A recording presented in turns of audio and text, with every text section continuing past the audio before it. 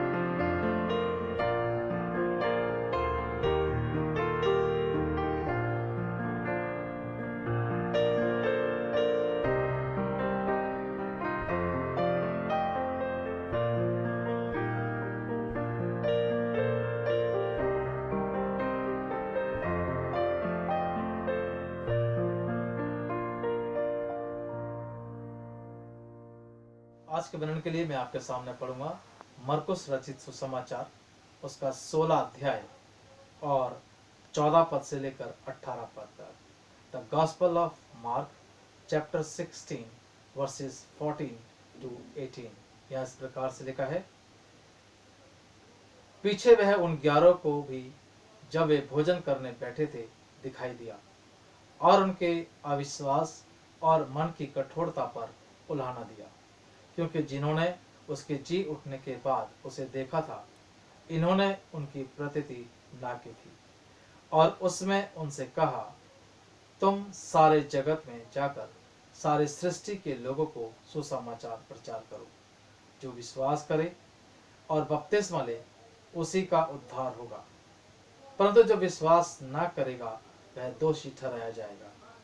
विश्वास करने वालों में से ये चिन्ह होंगे कि वे मेरे नाम से दुष्ट आत्माओं को निकालेंगे, नई नई भाषा बोलेंगे, सांपों को उठा लेंगे, और यदि वे प्राण नाशक वस्तु भी पी जाएं तो भी उनकी कुछ हानि ना होगी।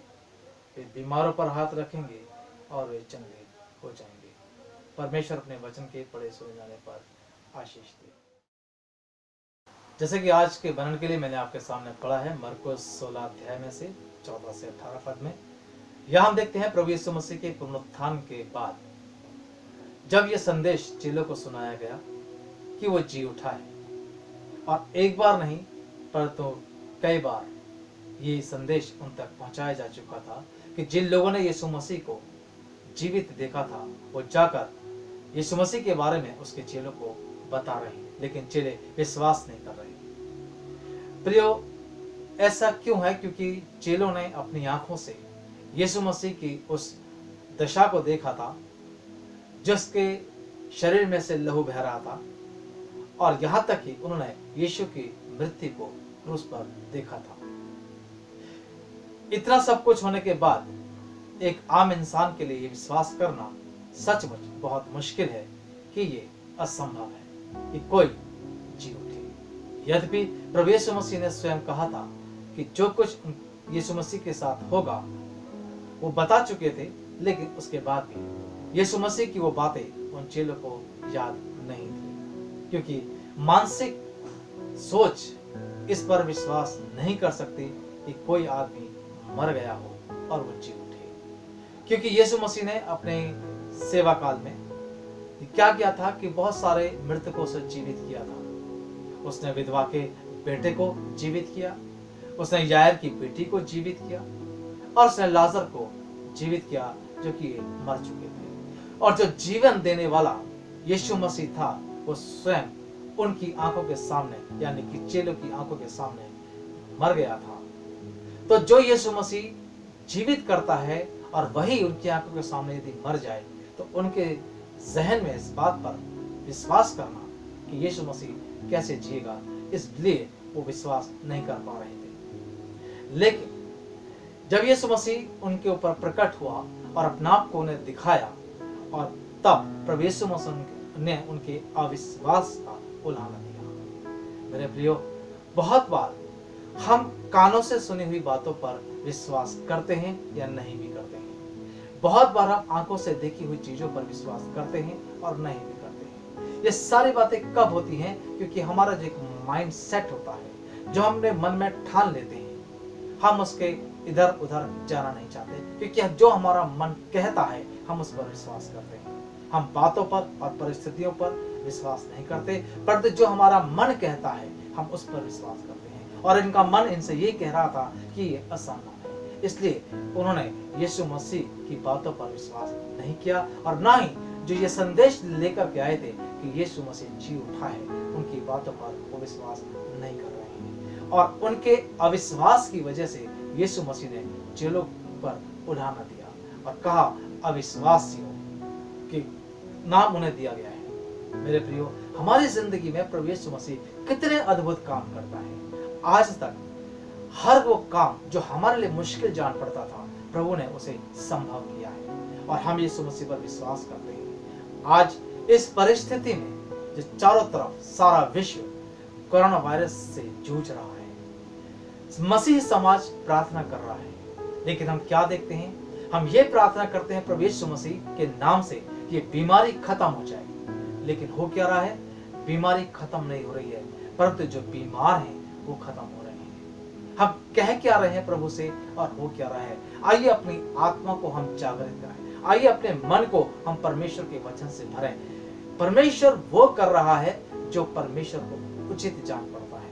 इसमें क्या अच्छाई है कि चारों तरफ विश्व के लोग इस महामारी से जूझ रहे हैं, हजारों की तादाद में लोग मरते जा रहे हैं और मसीही लोग विश्वास के साथ प्रार्थना कर रहे हैं। प्रभु हमारी प्रार्थना का उत्तर किस रूप में दे रहा है? मेरे प्रियो, परमेश्वर हमारी प्रार्थना का उत्तर 3 तरीके से देता है, जिसे हम जानते हैं। वो हाँ में उत्तर देता है, वो ना में उत्तर देता है, और वो प्रतीक्षा करो, इंतजार करो, मैं 3 बातों के द्वारा वो उत्तर देता है। आज परमेश्वर 2 प्रकार से उत्तर दे रहा है। इंतजार करो कि जब तक ये कोरोना वायरस खत्म ना हो जाए, और दूसरा, आप प्रार्थना करते हो चंगाई के लिए, लेकिन लोग मर रहे हैं मेरे प्रिय, क्योंकि इंसान ने परमेश्वर को बहुत बातों में उसका विश्वासघात किया है, परमेश्वर को दुख पहुंचाया है अपने कामों से, अपने जीवन से, अपने सोच विचारों से, और इंसान परमेश्वर से दूर हो गया है। उसका परिणाम आज मनुष्य भुगत रहा है। मेरा आप इन चेलों के समान, जिन्होंने यीशु मसीह को अपनी आंखों से देखा था, चमत्कार करते हुए देखा था, बड़े बड़े आश्चर्य कर्म करते हुए देखा था, प्रभु यीशु मसीह के वाणी को इन्होंने सुना था, लेकिन यीशु जी उठा है, वो लोग इस पर विश्वास नहीं कर रहे। ऐसा करने से वो परमेश्वर की बातों का, परमेश्वर के वायदों का उल्लंघन कर रहे हैं। यीशु ने कहा था वो जी उठेगा मेरे प्रियो, लेकिन उन्होंने यीशु की बातों का उल्लंघन किया है। इससे परमेश्वर को दुख उन्होंने दिया है। और हम देखते हैं जो परमेश्वर की आज्ञा का उल्लंघन करता है, उसका परिणाम क्या होता है? उसका परिणाम बहुत बार मृत्यु होता है मेरे प्रियो। यहाँ के बाद हम देखते हैं जब यीशु मसीह ने चेलों के साथ बातचीत की, इन्होंने विश्वास किया है। अब यहाँ पर हम देखते हैं विश्वास करने वालों के लिए प्रभु यीशु मसीह ने कुछ काम बताए हैं। क्या काम बताया है? उसने कहा है 15 पद में, और उसने उनसे कहा, तुम सारे जगत में जाकर सारे सृष्टि के लोगों को प्रचार करो। सारे सृष्टि के लोगों को क्या प्रचार करना है? प्रचार ऐसा नहीं है कि कुछ भी आदमी कुछ भी बोल दे, ऐसा नहीं है। एक विशेष मकसद है। जिन्होंने प्रभु यीशु मसीह के जी उठने पर विश्वास किया, उसके पुनरुत्थान पर विश्वास किया, उनके लिए प्रभु यीशु मसीह ने एक काम सौंपा है, और वो काम क्या था? कि यीशु मसीह के जीवित होने का प्रचार करो। और क्या प्रचार करो? कि यीशु मसीह जीवित है मेरे प्रियो, और क्या कि यीशु मसीह के द्वारा ही अनंत जीवन मिल सकता है, क्योंकि जिसके पास जीवन है वही जीवन दे सकता है। यह है सुसमाचार का प्रचार। किसे करना है? जिन्होंने विश्वास किया है मेरे प्रियो। मैं और आप विश्वास करते हैं कि प्रभु यीशु मसीह मृतकों में से जी उठा है। अब मेरी और आपकी एक जिम्मेदारी है जिसे हमें पूरा करना है, और वो ये है कि हम सारे लोगों को ये प्रचार करें कि यीशु जीवित है और वह पिता के दाहिने हाथ बैठा है। मेरे प्रियो, हमें यह प्रचार करना है कि इससे पहले कि यीशु मसीह का दूसरा आगमन हो, लोग अपने आप को परमेश्वर के राज्य के लिए तैयार कर सकें। इसके लिए क्या जरूरी है? लोग अपने पापों से तौबा करें, पश्चाताप करें, यीशु पर विश्वास करें, जैसे हमने विश्वास किया है। दूसरी कैटेगरी के लोग वो हैं जो यीशु मसीह पर विश्वास नहीं करते। जो विश्वास नहीं करते, उनके लिए लिखा है कि वे मेरे नाम से जो मुझ पर विश्वास नहीं करते, वे दोषी ठहराए जाएंगे। यानी कि उनके लिए अनंत मृत्यु तय है।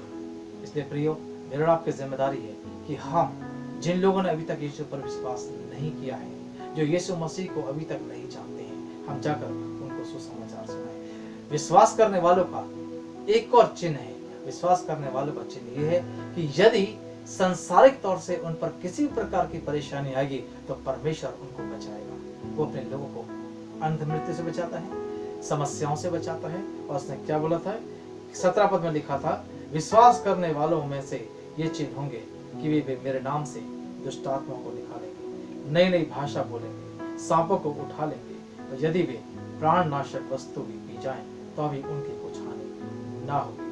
वे बीमारों पर हाथ रखेंगे और वे चंगे हो जाएंगे। मेरे प्रियो, हम विश्वासी हैं। पिता परमेश्वर ने हमें वो सामर्थ्य है, हमारा अभिषेक किया है कि हम दुनिया के लोगों को न केवल हम उनको सुसमाचार का प्रचार करें, परंतु हम उन लोगों को दुआ करें, उनके लिए प्रार्थना करें, हम उनके लिए परमेश्वर का वचन बांटें, और हो सके तो हम उनकी मदद करें। इस कोरोना वायरस की वजह से बहुत सारे लोग आज बहुत सारी समस्याओं से जूझ रहे हैं। मेरा आप क्या कर रहे हैं? प्रार्थना कर रहे हैं, बहुत अच्छी बात है। प्रार्थना के आगे एक और कदम है, और वो क्या है? उनकी जरूरतों को पूरा करना है। यीशु ने क्या बोला था कि वो बीमारों पर हाथ रखेंगे तो बच्चे हो जाएंगे। ये बीमारी केवल शारीरिक नहीं है, ये बीमारी आत्मिक भी हो सकती है। मेरा आइए हम उनके लिए प्रार्थना भी करें, और हो सके तो हम उनकी जो उनकी जरूरतें हैं, जो सांसारिक जरूरतें हैं, जो उनकी पारिवारिक जरूरतें हैं, आइए हम उनके लिए भी अपने हाथों को बढ़ाएं, प्रचार भी करें और हम सेवा भी करें। और ऐसा करने से हम क्या करते हैं? परमेश्वर के उस प्रेम को उन लोगों तक पहुंचाते हैं। तो ये प्रार्थना करना बहुत आसान है। आइए हम उनके लिए आगे आए, प्रार्थना के साथ साथ हम उनकी सारी जरूरतों को पूरा कर सकें। प्रभु यीशु मसीह ने ऐसा ही किया था, प्रवचन बांटता था, वचन सुनाता था, लेकिन जब लोग भूखे होते थे उन्हें वो भोजन भी देता था, भोजन का इंतजाम करता था। यीशु मसीह केवल प्रार्थना ही नहीं करता था, परंतु उनकी समस्याओं का समाधान भी करता था। मैं रोड़ा प्रभु में होकर के आइए हम उनकी आत्मिक और शारीरिक सारी जरूरतों को पूरा करें। परमेश्वर मुझे और आपको ऐसी सामर्थ्य, ऐसे समय में जबकि चारों तरफ महासंकट का समय है, विश्वासी होने के नाते प्रभु की आज्ञा में होकर के हमें उनकी सेवा करनी है, जो यीशु मसीह पर अभी तक विश्वास नहीं करते। वचन भी बांटें और उनकी जरूरतों को पूरा भी करें। प्रभु मुझे और आपको बहुत आशीष दे। धन्यवाद।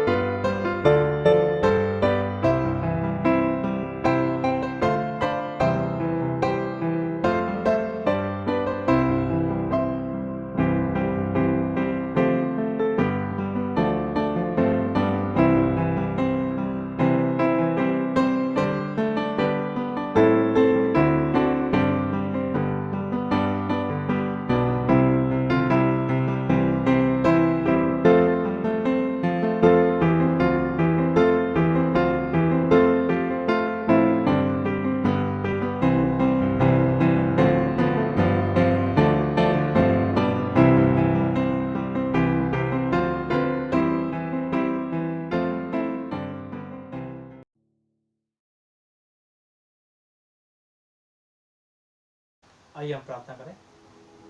पिता परमेश्वर, हम धन्यवाद करते हैं इस आराधना के दौरान तूने हमें आशीष दी, तेरी उपस्थिति हमारे बीच में रही, तेरा धन्यवाद। जितने भी लोगों ने खुदावन तेरे चरणों में समय बिताया है, संगति की है, आराधना की, हम सबको बहुत आशीष दी। लोग परिवारों में अलग अलग समूह में समय की आराधना करने के लिए जो भी जमा हुई, सभी को बहुत आशीष दी। साथ ही हम प्रार्थना करते हैं खुदावन इस कोरोना वायरस के प्रभाव से सभी लोगों को बचा और तेरे सामर्थ्य से ये समाप्त हो सके। जो बीमार है उनको चंगाई दे, जो जरूरतमंद है खुदावन तो उनकी सारी जरूरतों को पूरा कर। और फिर से हम अपने कलीसिया के तमाम लोगों के लिए, उनके परिवारों के लिए दुआ करते हैं खुदावन, सबके सहायता कर और सुरक्षा दे। दुआ यीशु मसीह के नाम से मांगते हैं, आमीन। हमारे प्रभु यीशु का अनुग्रह, पिता परमेश्वर का प्रेम और पवित्र आत्मा की संगति हमें से हर एक के साथ और दुनिया के तमाम मसीह विश्वासियों के साथ अब से लेकर हमेशा तक